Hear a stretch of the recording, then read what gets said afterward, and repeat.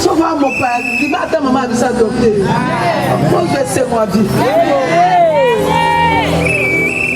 Et par la vie, je suis une mawa. On est là, on est le côté. Mais ce qu'on sent, c'est que nous même là, c'est là. Mana pe baza kosi li sakela si o. Malgré bitumba tozolonga.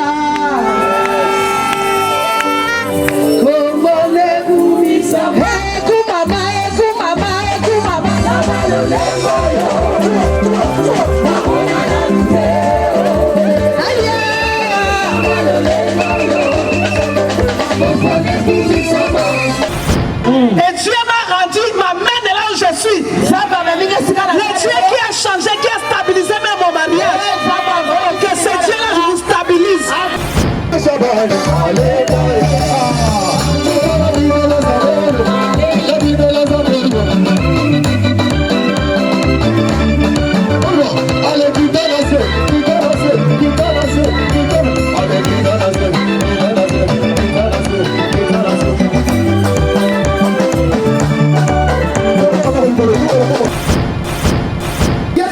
Quand il lit comme ça, tu dois être en colère. Il est sûr que Bana Israël va pas t'y prendre. Mais mon doigt a tellement vu ma bébé sur ma voiture. Donc, c'est pas parce que tu as pris. C'est pas que quelqu'un qui a pris la décision. Avec la langue, il faut parler. Il a parlé, il faut parler. Donc, ma tangue est contre la nation au Bima. À cause de la décision de ton maman. Ne va jamais. Jamais. Jamais. On sait que mon maman va m'attaquer. On s'en va prendre mon matin. Comment passer, passer la combo. Non, comment la combo passer le parent. Elle dit, mais ça combo nous a dit. Combo nous a fait ça, c'est comme un berger. Berger, ok. Ma camoune fait ça. On s'en va tabac, on s'en va. Aïe, ouais. Moutounioso. Oh, y'a l'okaganga. Alokagalibotaranga. Lelo. Natelami. Namopanga. Nazolanda. nalobi na famille bakobenga yo akotuna nani nakoma mondo na bandoto nani nakoma mondo ezolanda elonga na yo eloko ni eza na kati oyebi te ezali makambo ifo libere bafere bafere fo ezala libere makambo fo ezala libere osala bayawe décision nyonso oyo ezwama nayeba te lelo ekwaya makolo na maboko po kanda oyo kake moko mbete loko moko esalema nayebisaka yo pendant une prière tout peut arriver badisciple basengaka tremblement de terre te mais pendant la prière kaka tremblement de terre ezaki ndenge osambela boyo oyebi te leo nyeko osalema bakombeko na biso kote lupango moko kuna ekuweilelo Alléluia. Nanya signé ordonnance wana. Que la famille n'a pas que la famille n'a pas bongate. La famille n'a pas matate. Le lot n'a yé l'inde mutuana. On s'en met à Barozoba Yahweh. Décision nyoso. Oye Zwama. Nayeba te. Lelo. Ekwaya.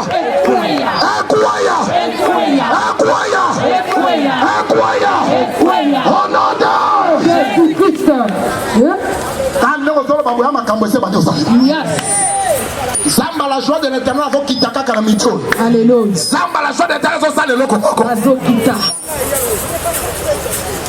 Qui peut t'empêcher à monter? Église n'a pas aussi 10 ans. Voilà, 10 ans dans ma sécurité. Au stade 10 ans, on de la Zamba Shaban. Yo soka kaboyeza ka otike ozala ba dossier ba ticket. Ba ticket possible. Et si là. Alléluia. Amen. Ba ticket possible. Et si là. O changer ma cam. To bando bana bitumba moko bana 1990. Quand bitumba moko wana tile on a 2023. Ko moko na yebi siba na ngakona na bidala. Jour muza ko ta ko zala ko ta. Un ka muze kabila ko zala ko zala. Bana muze. Il est là par moi. À cause de la 97, tu l'aimes sur Yoka. À cause de la 97. Donc, Yoka n'a pas Luka aux Okate. 2000 écoutes au suite. 2010 au suite. 2020 au suite. 2022 au suite. Et l'on y a rassuré que l'on est. Il faut terminer le combat. Yes. Alléluia. On se met d'abord ensemble.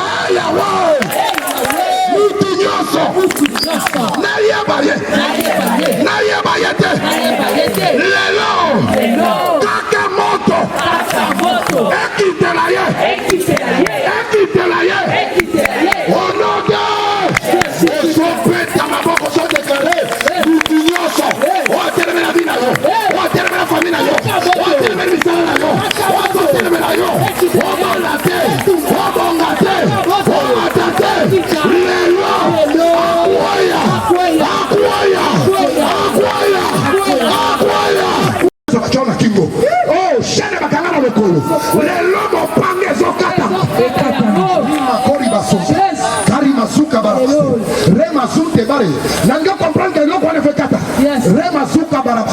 Nanga comprendre que chaîne on fait kata. On s'en va ya chaîne nyoso. Suka nyoso. Oh bakanga na kingo. Bakanga na lokolo. Na matate. Na bongate. Na zoate. Na komwa yeso. Na zokata. Na zokata.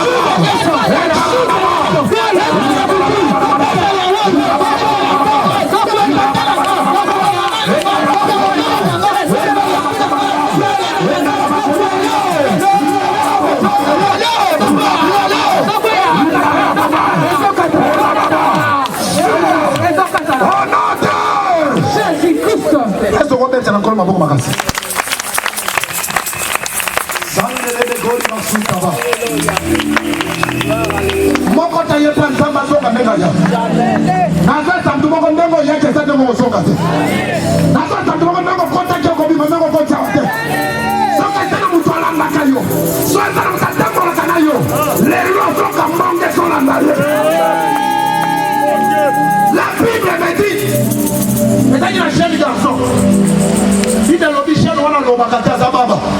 mais jour hier soir, hier soir, mais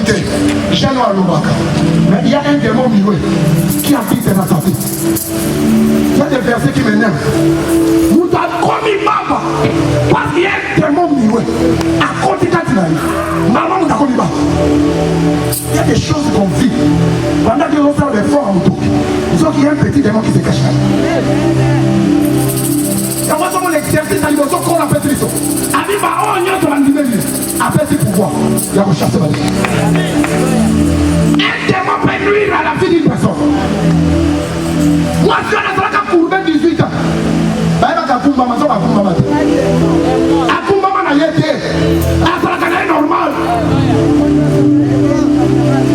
Donc, moi, petit démon, à Kumba Vina. Si tu as la vision, on a dit que tu je ne peux jamais donner du repos à un sorcier. Tant que tu ne resteras pas la sorcellerie, tu n'auras pas la paix. Démon, il n'y a pas de vie, si tu m'as dit. Démon, il n'y a pas de vie. On dit que 4 heures, on est là. On s'en va à faire des. Non, on va à l'autre côté. Ça, c'est quoi ça? Ça, c'est quoi? Makamwa ne fait ça péter. Demo matin gomba yo, matemwa ne fait pas ça moi. Alléluia. Donc ça va prier. Et ça des temps on a besoin d'envoyer. Envoyer on les a les faits. Amen. Ça l'a mis envoyer le vini. Est-ce que vous avez malade? Envoyer aux hommes salis. Démonique à Batam. Dans son monde, la Bible est à tous ceux qui l'ont reçu. La paix c'est pas mon pouvoir. Ça va chasser madame. Démonique à Batam. La commission de temps au Salana. Tu vas voir l'homme qui m'a bête. Sans vous accueillir qui m'a bête. Tu vas voir malade. Sans vous accueillir malade. Démonique à Batam. Ma collègue comme un film. Vous t'aimez comme une artiste. On connaît malade dans le temps. Donc à démon. À côté de temps. À Badak opéré. On s'en va d'abord. Tika distraction s'il te plaît. Tika distraction. Tika. Comprendre que ma camo il faut de moi qui gagne. Pas Tika. On s'en va d'abord. Démonioso. Oya batama. Na bitumbaranga. Na vidanga. Na misalanga. Lelo. Abima. Lelo. Abima. Lelo. Abima. Bima. Bima. Bima. Bima. Bima. Bima. Bima. Bima. Bima. Bima. Bima. Bima. Bima. Au nom de Jésus-Christ. Envoyé. Et ça, la moutou, ça, ça, ben, démon. Faut qu'à ça, démon, à ça, peut moutou. So eza mutu moko aza demo afina afandi na mboka na nzungu moko liboso na lelo moto ezokita kuna afandi na bafoto na na elamba na yo alokaka atia miroir lelo moto ezami ekita kuna abimaka na butu atanga kombo na yo lelo okomprendre te moto ezami ekita kuna sandelele kolima na suta osabata kosoma Yahweh namidia lelo moto ekita eza na mpango ya famille odi mpango ya famille eza na makambo tele ça c'est Dieu qui a parlé ma famille eza na makambo ebele opima menzo kotikala opima la msu santé tikala outa mokolo bona Kinshasa ndoko ya no kinite so osaloka mboka te nzoto nde ye Kinshasa mais yo wakala mboka okamo pakola mafuta mpe makolo makasi soko na mboko okendaka bila na mboko kati okendaka susi na mboko okendaka liziba okomprendre na opakola mafuta mais eloko echange te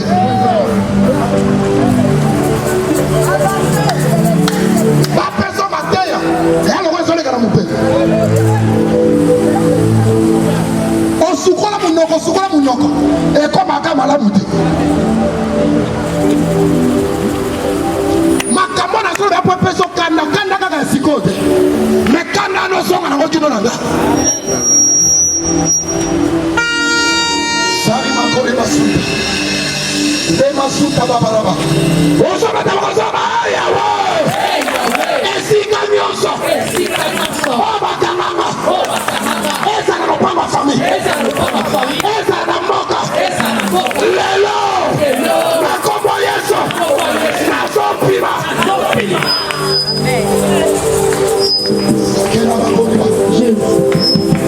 je vais dire à quelqu'un quand on déclare voilà il y a une main de Dieu qui est en train d'opérer les choses à côté là loboko ata maison kende na mboka kande kosokondela eke na lupango ya famille epimisa yo ozoloba Yawe napimi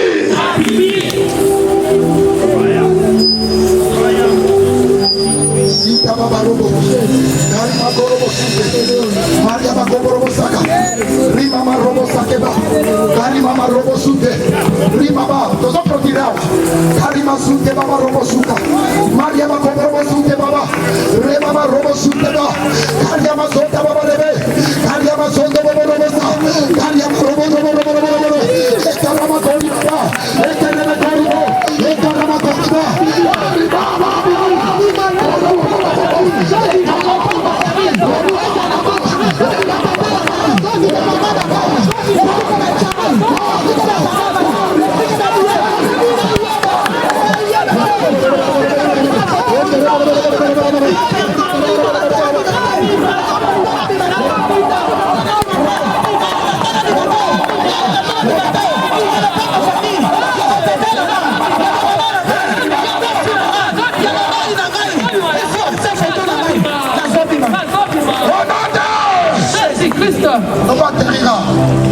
poto leka na louange tozosuka tototombola nzambe mpo nazondimaka délivrance moko esalamia nazondimaka nzambe alibere mutu moko nazondimaka loboko ya nzambe ekoti na misala mpo nazomona na kati ya lopango moko moto ezopela nalobi na lopango moko moto ezopela na lopango moko moto ezopela envoye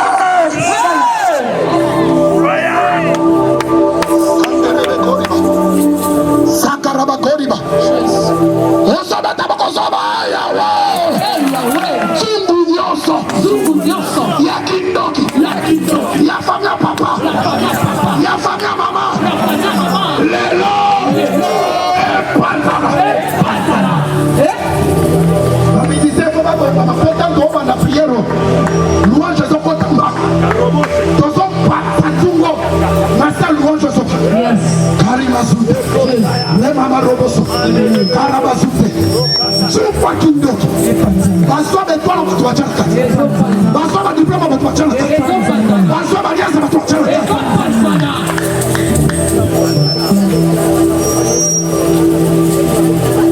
ifale na bala kala depuis kala ifana ba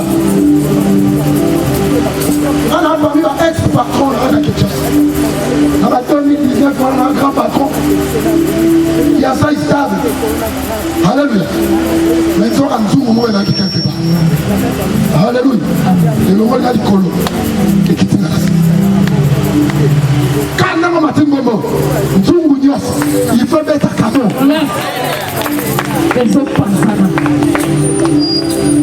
capital no fait matin Bafel no fait matin et le nyonso bandi il faut introduire Babi ndeko yosonga lelo Samba zopeso mapapa pongo Amen Alléluia Vitesse moko zobanda kata makamela Ozobata bozoba yawe Zungu nyonso Nayeba te Lelo Epantana Envoyé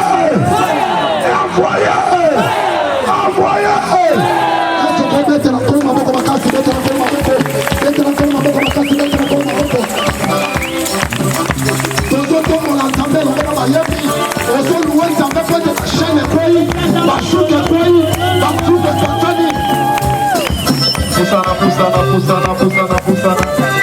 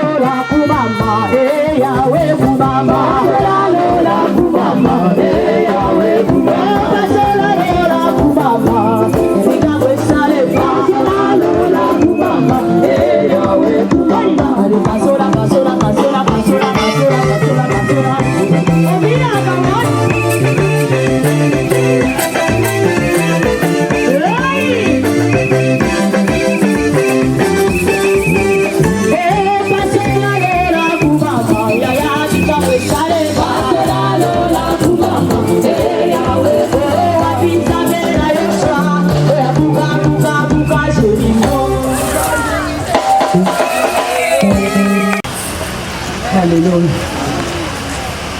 Alléluia. Amen.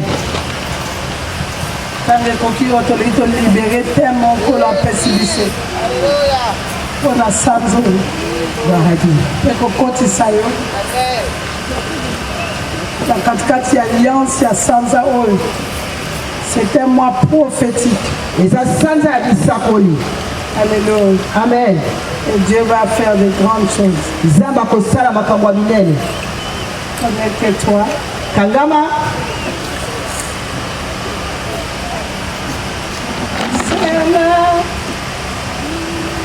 Senga mukwasi senga.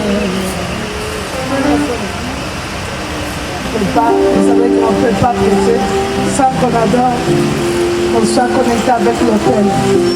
Tokokite kote ya maloba na Nzambe na kozanga kosimbama ata pe komema oyo ezali etumbelo na Nkolo.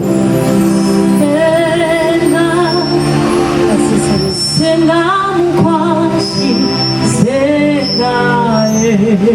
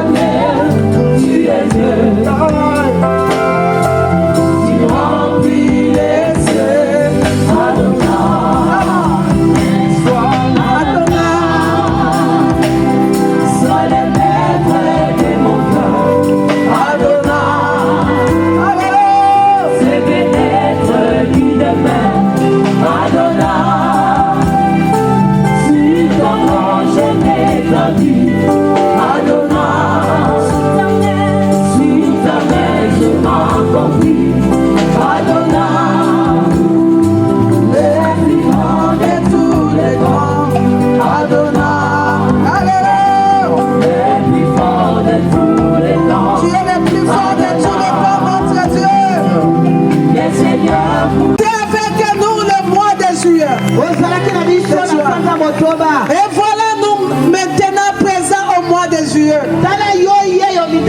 Tu es Dieu et tu restes Dieu. Tu demeureras Dieu. Nous confessons et proclamons que tu es l'éternel. Ozanzama Seko, Ozanzama Libela, Ozanzama Sonite, Ozanzama Eshekete, Ozanzama Kotombola, Paya Kotombola, Akorumela. Merci Jésus. Nous avons choisi un meilleur camp. C'est pas le camp des échoués, mais le cas de ceux-là qui réussissent avec le Seigneur. Tu es béni. Toi qui as accepté de répondre à cette convocation solennelle. Non, je vais te dire que tu es béni. Et il n'y a que celui qui accepte ce qu'on dit qu'il peut recevoir. Je ne dis pas d'écouter, mais je dis que tu es béni.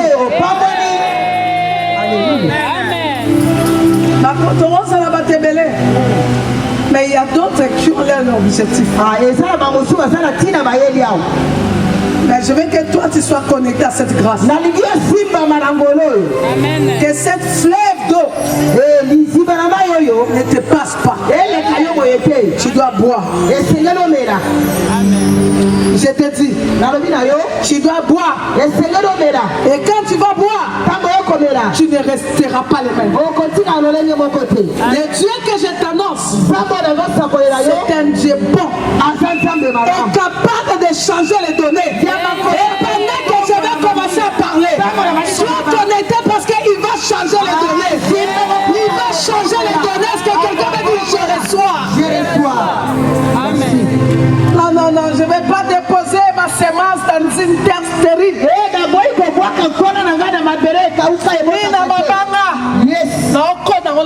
Merci.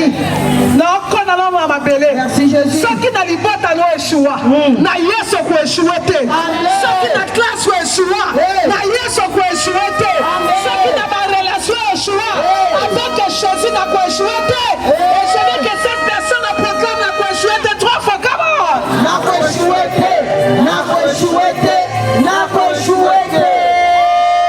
Alléluia. Ne cède pas la fatigue. Parce que moi qui parle là, je n'ai pas mangé. Je suis comme toi. Mais où me vient cette force? C'est parce que je soumets mon corps. Je lui dis que tu dois obéir. C'est pas toi qui vas me commander. Mais c'est moi qui dois te commander. C'est pour cela quand tu as le pouvoir et l'autorité, tu diras toutes choses. Et l'homme que ça m'appelle que ça. Amen.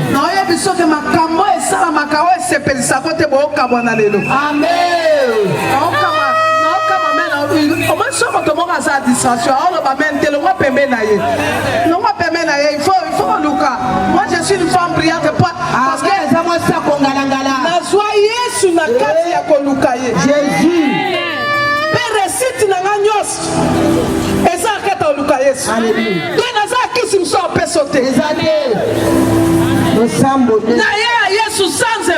et Dieu m'a rendu, m'amène là où je suis. Le Dieu qui a changé, qui a stabilisé même mon mariage. Que ce Dieu-là vous stabilise.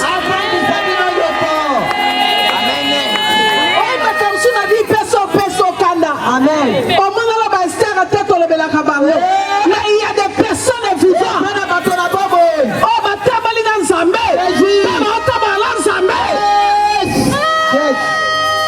Alléluia.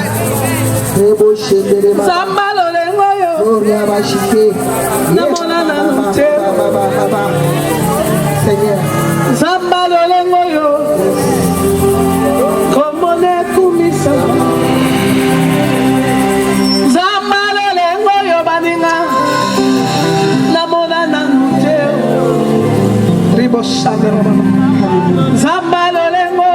Jésus.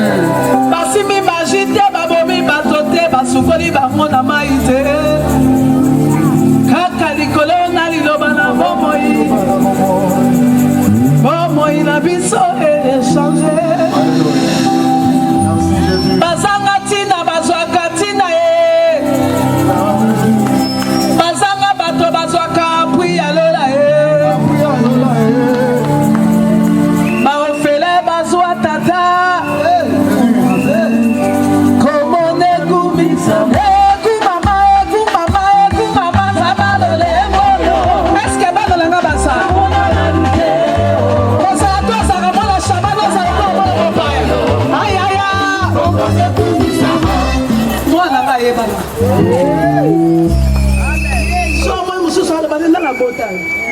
So va mon père, il m'a ta maman de sa docteur. Pose c'est moi vie. Et par la vie, je mawa. On est là aussi le côté. Mais ce qu'on s'en va, c'est que mais maintenant, c'est là. Écoute maman, écoute maman, écoute maman.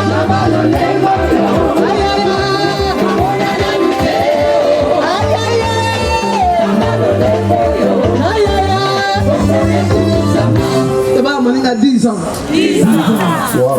Le bas, 10 ans. 10 ans. Et ça a été. Basan c'est fait, ma commune a fait. Bate ya kate, ma commune bate yo.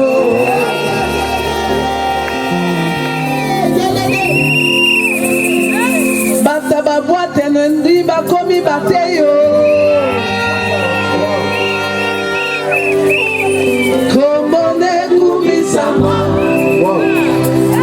Bamosusu baboya kozonga bakisangani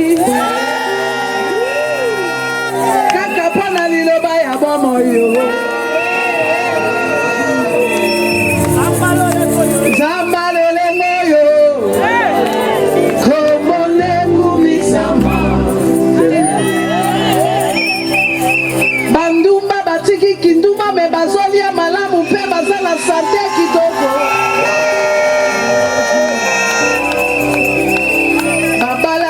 Si baleki bato bazala mabala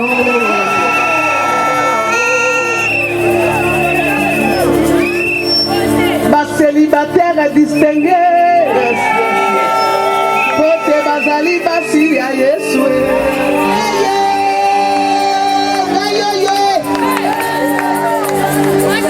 ba veve bazobokola bana bango moko.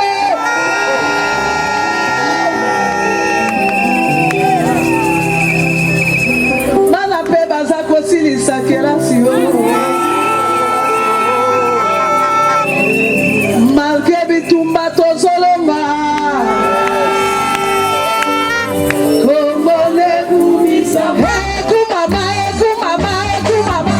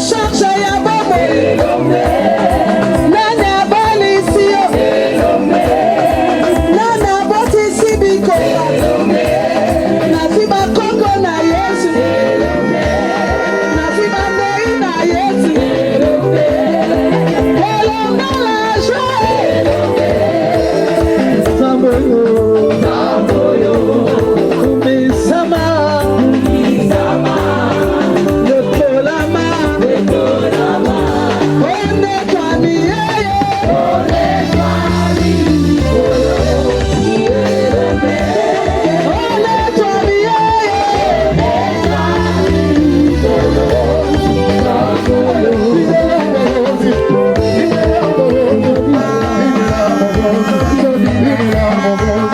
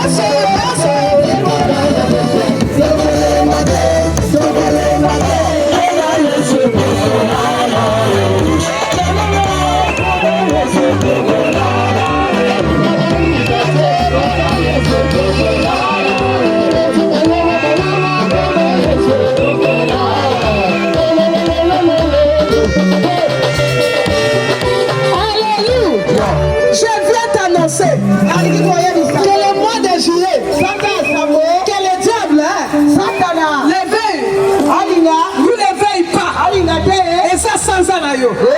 Na yebi na motomoko eza sanza na yo.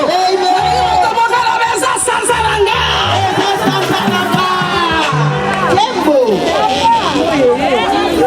Après la paix, après la paix, la paix de tous côtés.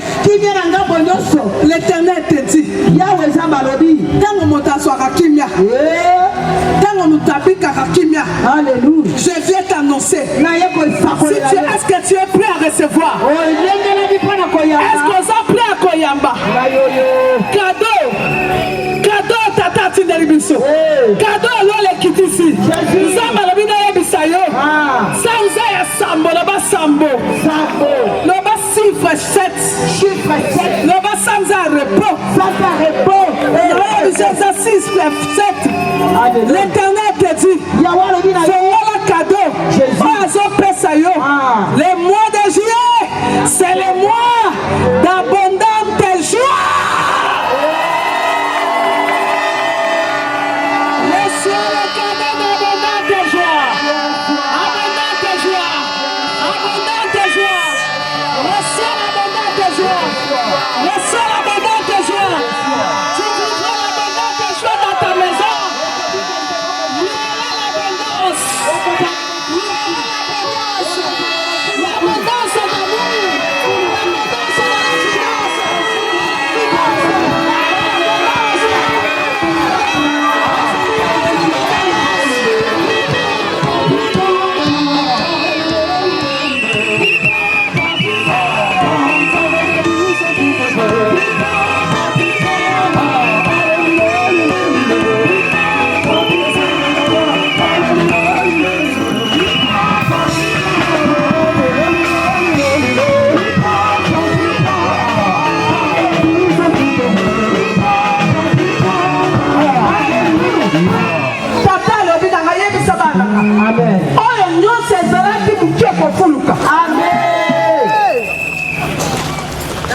C'est ça le résultat de la paix. Tout ce qui était paix entre tes mains, tu vas vivre l'abondance. Notre Dieu, c'est un Dieu d'abondance. Quand il ordonne à une personne de recevoir, il ne lui donne pas en petite quantité.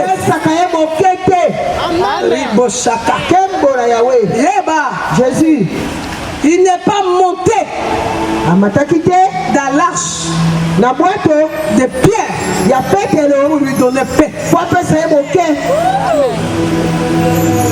il s'assoit dans la barque d'une personne et que la personne sait de sa vie, après, c'est le résultat. Amen. Cette fois-ci, ce qui t'a résisté va produire. Là où tu avais échoué avant, tu vas essayer ce mois. Même endroit, même poste, même travail, mais tu verras la différence. Pierre a changé Balété. Alléluia. Jésus a changé Balété. Quand tu es balé au péché qui vous tout mobile, à soi qui est l'autre côté, mais est balé wana, et yoka mongongo. Non, il y a bisayo, musala le koyoka mongongo. Libata le koyoka mongongo. Libata le koyoka mongongo. Alléluia. Est-ce que quelqu'un peut dire si ta parole? Amen. C'est pas ma parole que je dis. C'est la parole de mon patron. Et je connais quand il parle. L'abondance. Alléluia. Écris ceci. J'y ai moins d'abondante joie. Notre verset de base. Le psaume 16, 11.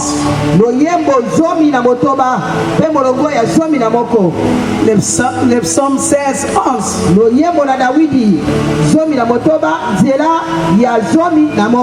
De Corinthiens chapitre 8, verset 2. De Corinthiens chapitre 8 au deuxième verset. Et 1 Thessaloniciens chapitre 5 verset 16 à 18. 1 Thessaloniciens chapitre 5 verset 16 à 18. Cible prophétique ou la déclaration de la foi de ces mois. Cible prophétique ou la déclaration de ces mois. Écoutez ce que le ciel te donne.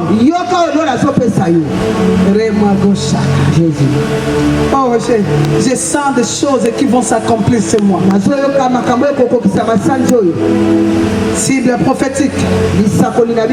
Oh Seigneur, il y a d'abondante joie devant ta face. Oh Seigneur, il y a d'abondante joie devant ta face.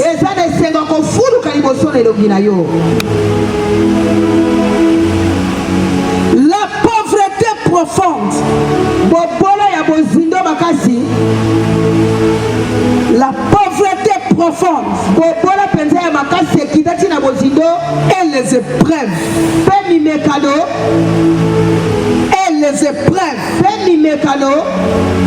produisent des grandes richesses.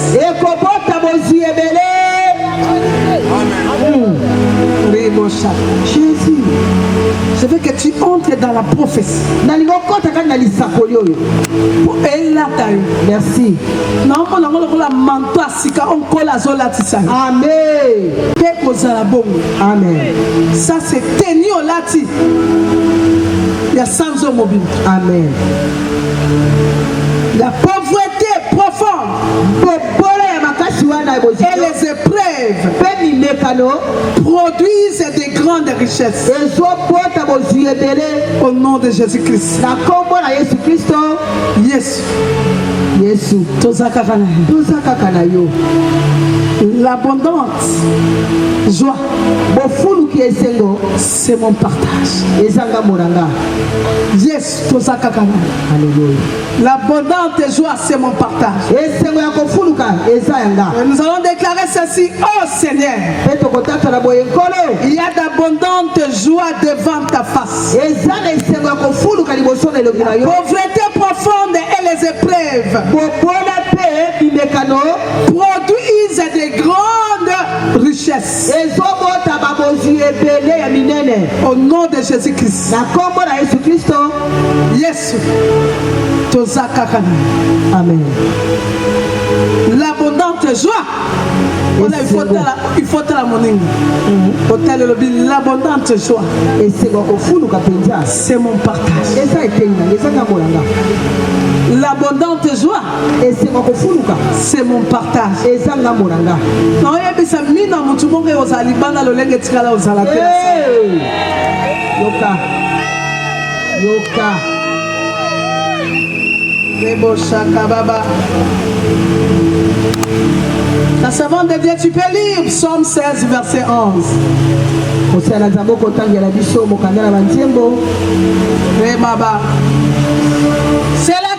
de ce mois. C'est la clé. Merci. Oh Seka, tu seras consolé. Même courage, même maïs, et tu m'as lancé ça courage, les maïs, et tout ça. Et comme il t'a commandé la couronne, le bino, qui était tant que la ça a besoin. Rema. L'onction est capable de tout. Et parfois ça la makoki à nyoso. Ne doute pas à la foi. Kotia tembete la kodima. Et sois prêt à ne pas être distrait. Parce que les 10 ans, c'est le trophée de paix. Et tu sortiras ce mois avec ton trophée. Alléluia.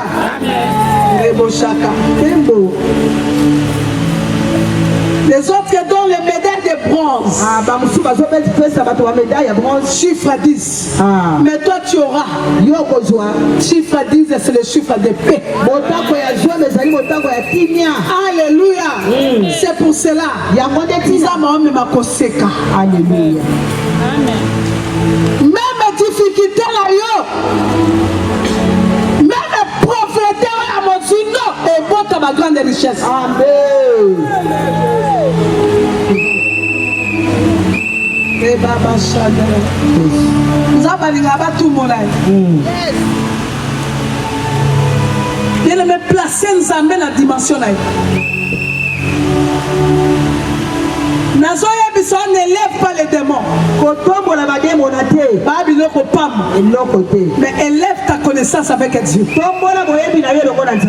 place ton Dieu dans les lieux très élevés. Il a la capacité de te donner la solution. Mbaloy, tu vas t'intéresser à ton Père. C'est lui qui est capable de tout.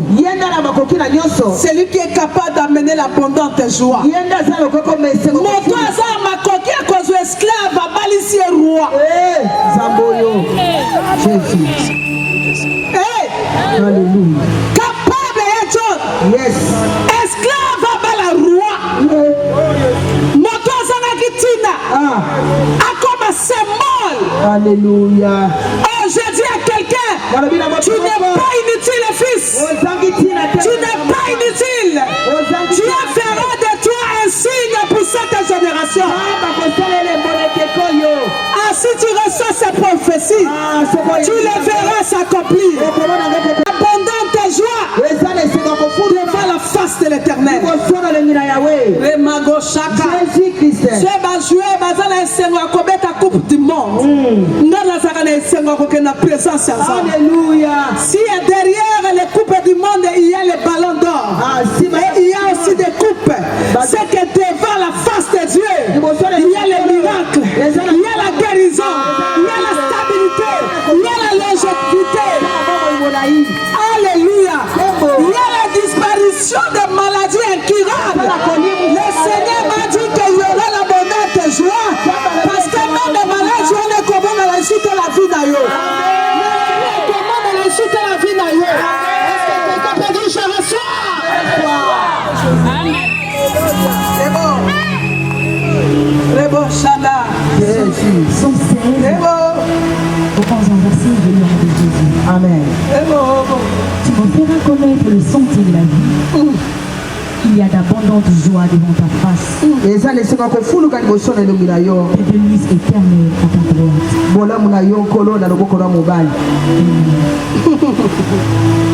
Alléluia. Amen. Première vérité de ce mois. L'Éternel te fait entrer dans les sentiers de la vie. Là, on construit. Alléluia. Et si quand on tombe, on va se la tête à la voix moyen battu. Pour tout le monde, tous les gens sont comprendre. Dieu est en train de mettre un chemin là où il n'y avait pas de chemin. Alléluia. Amen. Il te fera connaître les sentiers de la vie.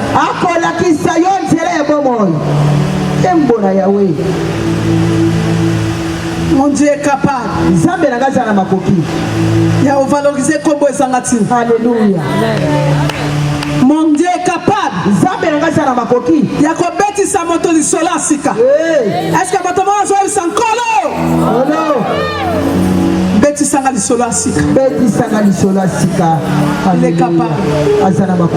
Et mot dans ma chambre. Alléluia. Kende Baba. Jésus. Au bêti ba témoignage à Kalaming. Mais Nzaba encore sabiso na saison ma sola sika. Amen. Ma sola sala kakemuto seka. Nzambe na basi ke bato bazo comprendre. Makambo Nzamba la kisinga sando so moto mo ko saisi prophétie oyo. Oh, Jésus.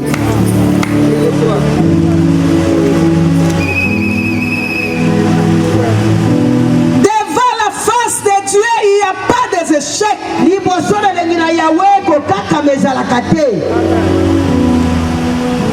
Ce que tu appelles souffrance, je ne l'appelle pas souffrance.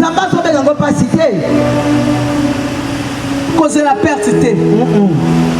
Pendant la salade d'attente, le corps moutoye avion langezoya. Amen. Amen. Embarqué. Amen. Alléluia. Amen. Bien aimé, tu es sur l'aéroport, va voyager à rater. Et belé basa kana sika ba otia kacha ba visa maintenant ba bata ba avion. Mais yom balo.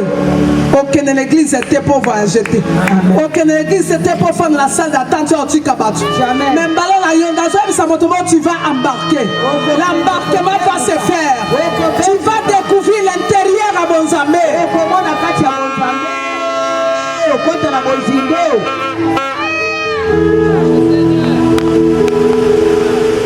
Corinthiens 8, verset 2.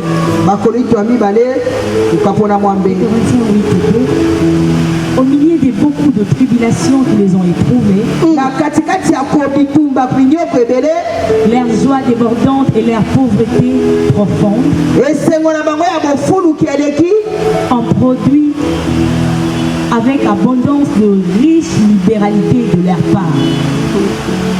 Écoutez, chère ma fille, devant la face de l'Éternel, il y a l'abondance de joie et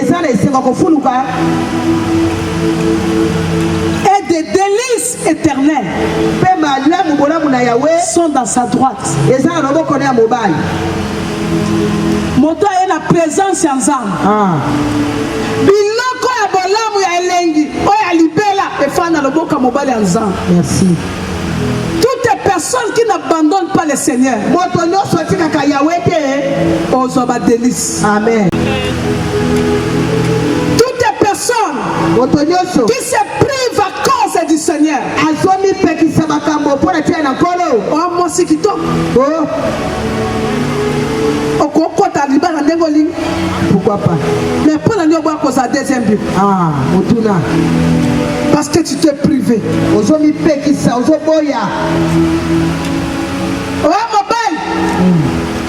Mais pour la nuit, on va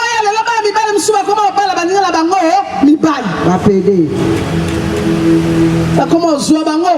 Un homme dit baba joue la cime. Mais toi tu t'es privé. Et tu penses parce que tu t'es privé, Dieu va te laisser.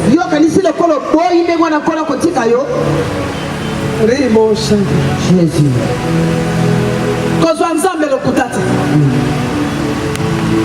Tu dois lui faire confiance. Et tu dois t'attacher. Tu verras ce que Dieu est capable. Oh mes amis, je ne vous trompe pas. Il y a d'abondantes joies devant sa face. Et des délices éternelles. Alléluia. Jésus-Christ. Même l'ibala zaki na makofi. Tanga yeba kanzame comme un délice. Merci. Et comme il paie. Et comme il saigne. Amen. Aujourd'hui, je peux dire que j'ai les délices de Maria. Mais ton banal a porté la bitumba. Il y a d'abondantes joies. Le Seigneur m'a dit, toi qui as souffert, et tu continues à souffrir, prépare-toi. La pauvreté profonde et les multiples épreuves produiront de grandes richesses. Alléluia. Produiront de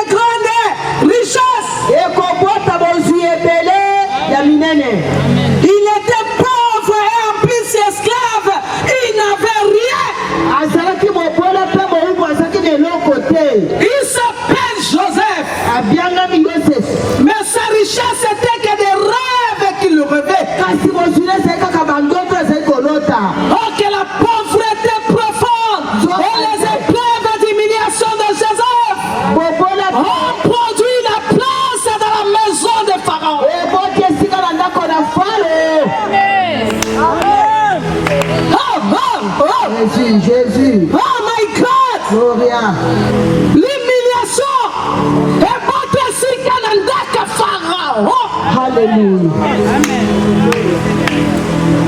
Hey! Jésus. Ne néglige pas une personne.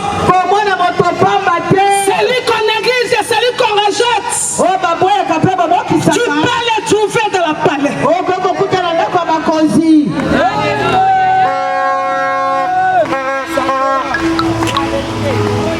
J'informe à toi qui se néglige et à ceux-là qui te méprisent. La pauvreté profonde et bon ta sali à battu.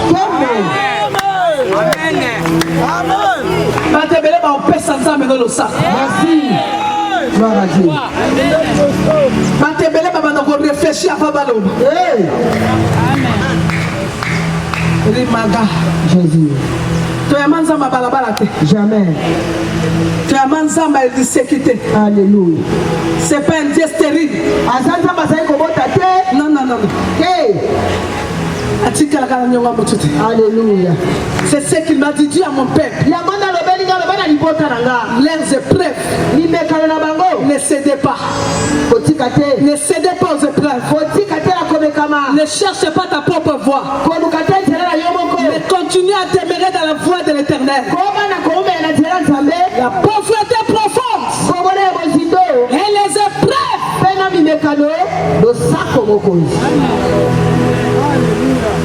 Baba.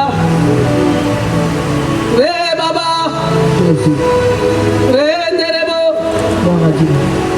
Yahweh osa. Ole nanga. Nakobangelo.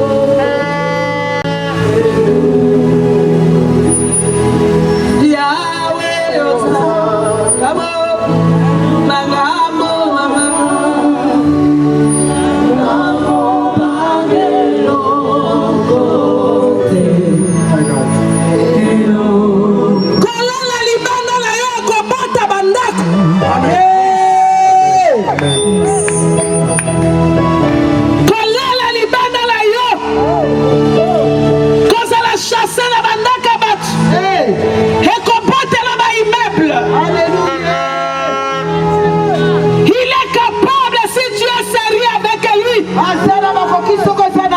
Reçois la clé du royaume de Dieu.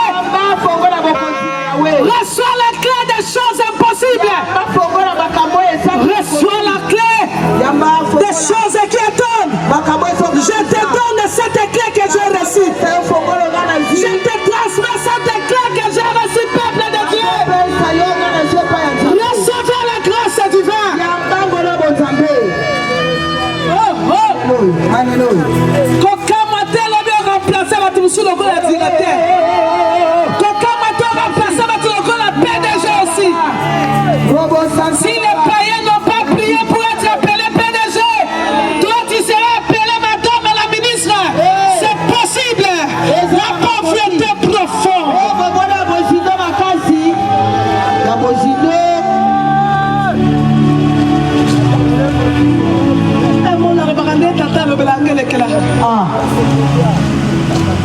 Seigneur, on dit à verser on a tiré au monde en côté. Oh Jésus. Et ça encore là-bas on a somme dans le magasin à Sikana on a la tête. Jésus. Caroline, ça va changer. Alléluia. Ça va changer ma fille. Ça va changer. Tu oublieras l'opprobre. Tu oublieras la honte. Tu oublieras les noms stériles. Tu oublieras les noms célibataires. Tu oublieras la souffrance. Parce que tu monteras sur les chevaux. Tu monteras. L'esclave va monter sur les chevaux. C'est ça ce que Dieu fait.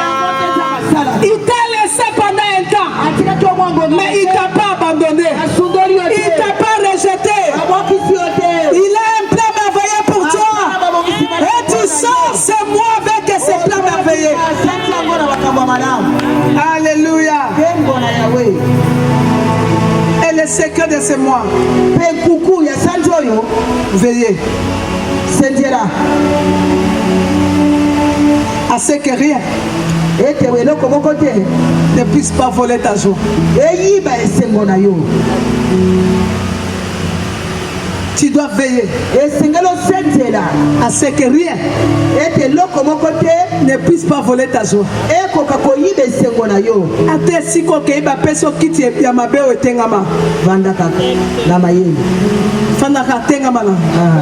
Mais nécessaire qu'à fanda. Mais ça amen. Kofungula pe bikukete. Amen. Ata bakabelo te bapesiote.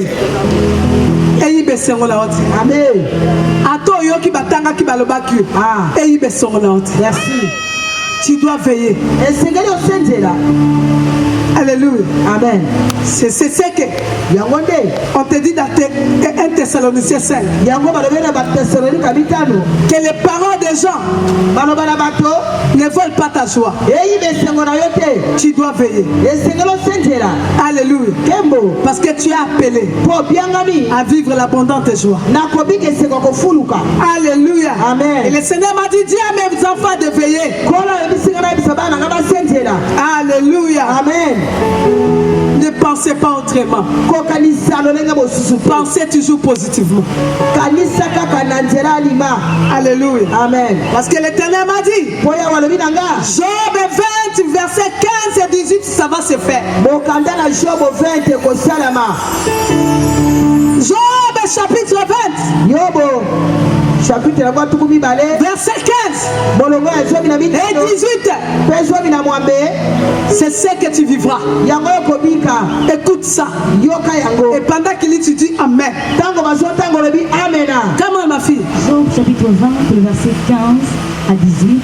Yes. Il a englouti des richesses. Il les vomira. Il a englouti les richesses. Il est. Richesse na mbala ko sa nini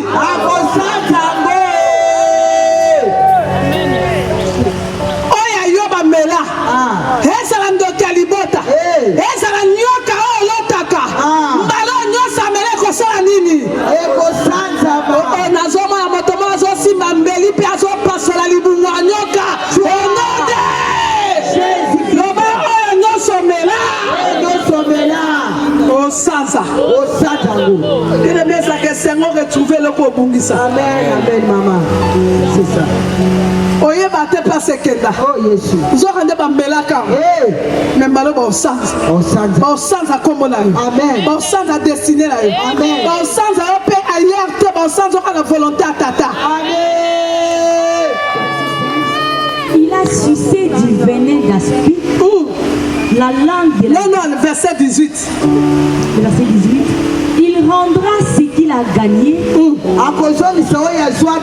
et n'en profitera plus. Est-ce que moto yoki? Akozongi sakawa sagini. Non, non. Ce qu'il a gagné. Ezandengo saboye mutatekio. Ye azu bénéfice. Même balo na biloko na mbongo azwa na yom tatekaki mbalo babi bibelo bine akozongisa na oya ganyaki de oko récupérer na capital na ba intérêt ye oya travailler pendant ba année na ba année. Amen. C'est ça notre Dieu. Quand il veut provoquer la joie et l'abondance pour ses enfants. Et Dieu te dit, tu dois prier sans cesse. Soyez joyeux et prie sans cesse. C'est que les noms sa programme à dimanche, nous aurons des temps de prière jusqu'à ce que tu vois la main de Dieu. Et vous savez que chaque le 10 des mois de juillet, tu auras la prière. Alléluia. Amen. Tu auras la prière. Amen.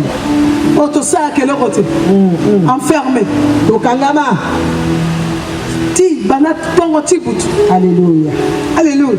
Amen. Et le 10, c'est la prière. Les 5, c'est la retraite du tabernacle. Du 15 au 27 jours. Bien aimé, cette fois-ci, Banenyo c'est Zarabeng Mokote. Amen. Et combien de Mokote qui histoire à Sika. Amen. Basanza nyo c'est Zarabasanza Mokote. Et comme Sanzo, éthique histoire à Sika. Amen. Est-ce que Motaza préparé? D'ailleurs. La ligne Motara Téléma le bas. Hey Yahweh! Hey Yahweh!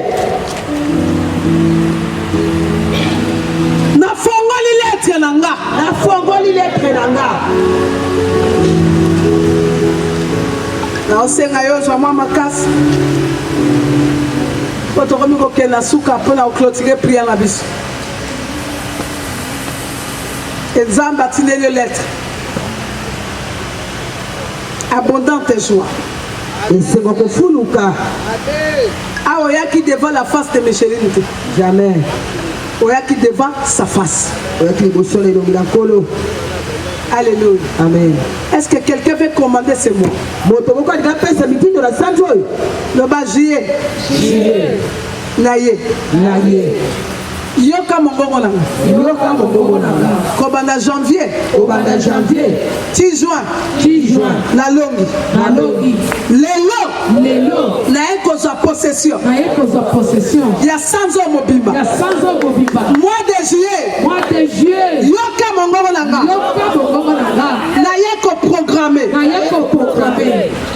Prophétie. Prophétie. Yanzambe. Yanzambe. Yango kosala ma vie nanga. Yango kosala ma vie nanga. Juillet yoka. Juillet yoka. Oui, boshaka baba. Jésus. Oza yanga. Oza yanga. Du 1er jusqu'au 31. Du 1er jusqu'au 31. Abondante joie. Abondante joie. Ne laissez pas la place à la tristesse, à la mort, à la mort, à la maladie, à la maladie, au défi de prendre place. De prendre place. Juillet, Juillet, Nakoti, Nakoti, Mobimba, Mobimba, Nazu possession, Nazu possession, Nakombo na Yesu, Mokila Molili. Alléluia. Et le secret de ce mois, veillez à ce que rien ne puisse pas voler ta joie. Tu dois veiller à ce que rien ne puisse pas voler ta joie. Ate siko ke iba peso kiti ya mabeo etengama. Fanda ka tengama na. Mais nécessaire ka ko fanda. Mais ça ko ko yate. Amen. Ko fungula pe bikukete. Amen. Ata ba kabelo te ba peso te. Eyi besengo la ote. Amen. Ato yoki batanga ki balobaki. Eyi besengo la ote. Merci. Tu dois veiller. Alléluia. Amen. C'est ce que on te dit dans 1 Thessaloniciens 5 que les parents des gens ne veulent pas ta joie. Tu dois veiller. Alléluia. Parce que tu es appelé à vivre l'abondante joie. Alléluia. Amen. Et le Seigneur m'a dit, dis à mes enfants de veiller. Alléluia. Amen. Ne pensez pas autrement. Pensez toujours positivement. Alléluia. Amen. Parce que l'Éternel m'a dit, Job 20, verset 15 et 18, ça va se faire. Job chapitre 20. Chapitre verset 15 et 18. C'est ce que tu vivras. Écoute ça. Et pendant qu'il étudie, Amen. Comment ma fille? Job chapitre 20, verset 15 à 18. Yes. Il a englouti des richesses. Il les vomira. Il a englouti les richesses. Il est. Oyo nyoso amela ba richesse na mbala ko sa nini?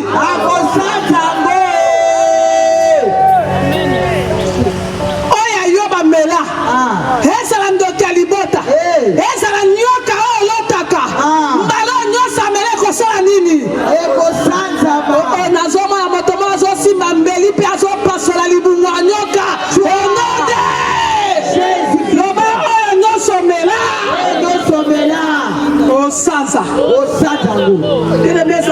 retrouver le Kobungisa. Amen, amen, maman. C'est ça. Oye bate pas sekenda. Oh Yesu. Zo kande bambelaka. Mais malo ba osanza. Osanza. Ba osanza kombo na yo. Amen. Ba osanza destiné na yo. Amen. Ba osanza yo pe ailleurs te ba osanza ka la volonté à tata. Amen. Il a sucé du venin d'aspi. La langue de la... Non, le verset 18. Le verset 18. Il rendra ce qu'il a gagné et n'en profitera plus.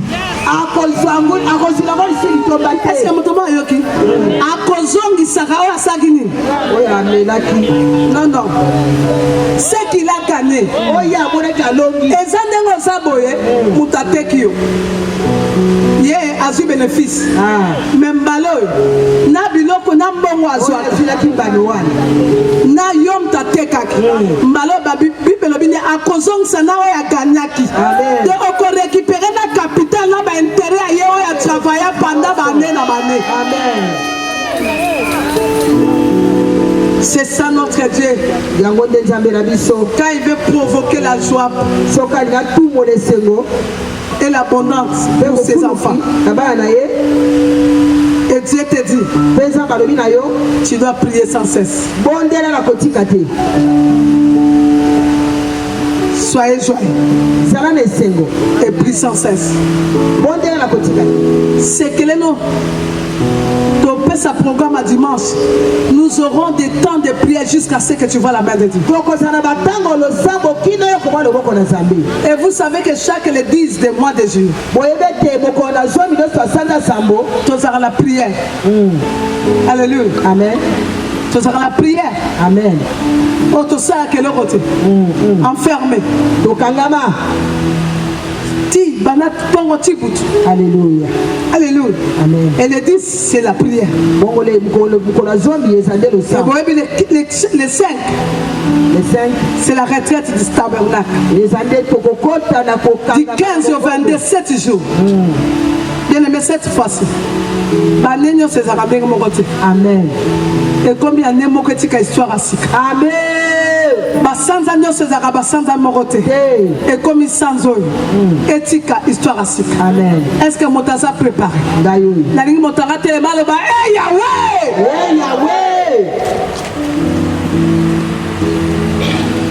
Na fongoli lettre nanga. Na fongoli lettre nanga. Na osenga yo zwa mwa makasi. Quand on remet au Nasuka pour la clôturer prière la biche. Et Zam bâtiment les lettres.